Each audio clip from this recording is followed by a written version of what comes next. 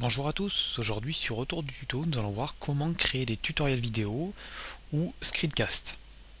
Alors, sur Retour du tuto, vous avez sans doute pu le voir que j'ai essayé plusieurs services internet. Je sais qu'au début je réalisais avec Screen Toaster, puis je me suis vite rendu compte que les options n'étaient pas cool. Notamment, en fait, on pouvait pas faire de retour en arrière ou d'avance rapide sur la vidéo. Donc, vu que c'est des tutoriels vidéo, généralement les gens ils font souvent pause, retour en arrière. Enfin bon, bref, j'ai fait 3-4 vidéos comme ça et puis après j'ai zappé. En plus, apparemment, il est out depuis quelques temps, celui-là maintenant. Sinon, j'ai essayé plusieurs trucs. Bon, GoView aussi, je l'avais testé. Enfin bon, sur Retour du Web, j'ai référencé 5 services en ligne pour réaliser des screencasts. Donc, je vais mettre le lien sous la vidéo, vous la regarderez. Sinon, vous avez sans doute pu voir que je le faisais beaucoup avec Screener, et ces derniers temps en fait j'ai carrément pris un logiciel qui est vraiment génial, c'est Camtasia Studio. Bon, il est payant donc je vais pas vous le faire voir, je vais faire voir les options gratuites de Screener. De toute façon, je crois qu'il y a que du gratuit là-dessus, il n'y a pas d'option payante. Enfin, je sais pas, j'ai jamais trop regardé, mais enfin bon, bref. Ici, en fait, tout ce qu'on va vous demander, c'est de vous connecter à votre compte Twitter, Facebook, enfin Google. Bon, ici, on va le prendre avec Twitter. Donc, vous cliquez sur le petit signe Twitter.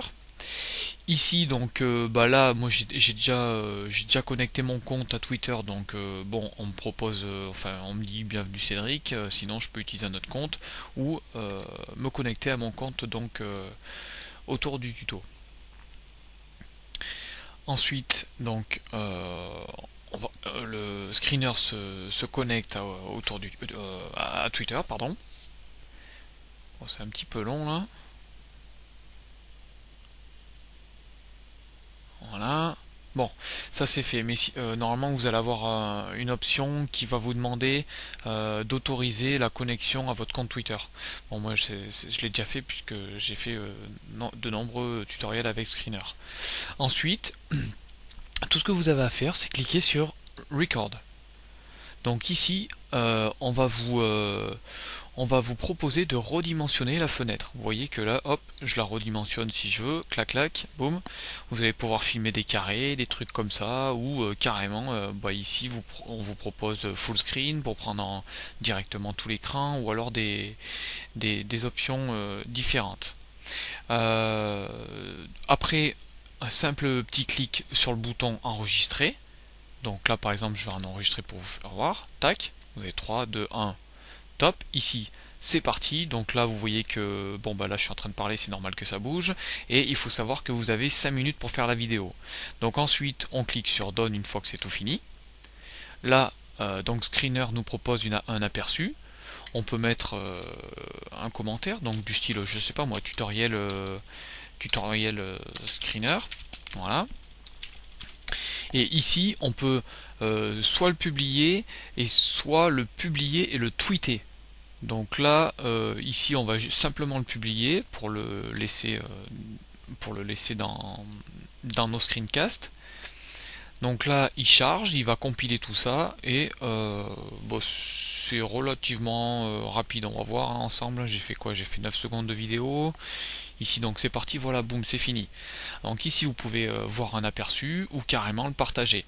Ce qui est bien avec Screener, c'est qu'on vous propose aussi des options pour le télécharger donc en MP4 ou de le publier sur YouTube. Donc moi je sais que j'avais pris l'habitude de directement l'envoyer sur YouTube parce qu'on ne sait pas ce qui peut arriver au site Screener. Le jour où il disparaît, toutes vos vidéos disparaissent avec. Donc moi ce que je faisais, c'est que je publiais en même temps sur YouTube. Donc vous créez un petit channel YouTube, et ici vous rentrez votre nom d'utilisateur et votre mot de passe YouTube de votre channel YouTube. Voilà. Ensuite, pour l'intégrer, on vous propose les codes embed, pardon. Voilà, ici, boum, vous prenez tout ça et vous le copiez et vous l'insérez dans un article de votre blog. Donc voilà. Sinon, vous pourrez prendre directement le lien de la vidéo YouTube. Il faut savoir que quand même la qualité, elle est très très elle est très très bien. Donc vraiment, moi c'est pour ça que en fait sur Retour du tuto, je laissais les qualités de screener, c'est qu'elles sont elles sont meilleures que celles de YouTube. YouTube compresse énormément, donc voilà, je préférais la qualité. Voilà. Le seul truc, c'est que bon, Screener ne propose pas de table de montage. C'est pour ça que j'ai dû basculer sur un logiciel payant. C'est que voilà, il me fallait quelque chose pour monter mes vidéos, et là il fallait que je fasse la prise en une fois. Donc c'était un petit peu chiant. Mais bon, si vous voulez faire des petits tutoriels vidéo vite fait, bien fait, comme je fais un peu sur Retour du tuto, ça, des fois, ça suffit amplement. Voilà.